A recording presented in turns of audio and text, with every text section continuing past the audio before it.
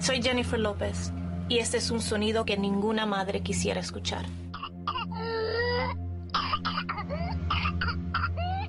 Es la pertusis, tosferina, y si es penoso escucharlo por 60 segundos, imagine oírlo una y otra vez, por 1 hora o 2.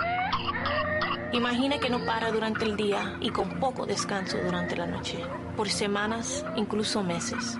Imagine que este sonido viene de su bebé.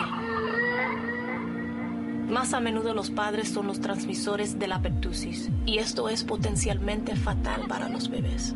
Incluso aunque estén vacunados, los bebés no están protegidos hasta después de la 3ª o 4ª dosis. Por eso haga lo que yo hice, protéjase, para proteger a su bebé.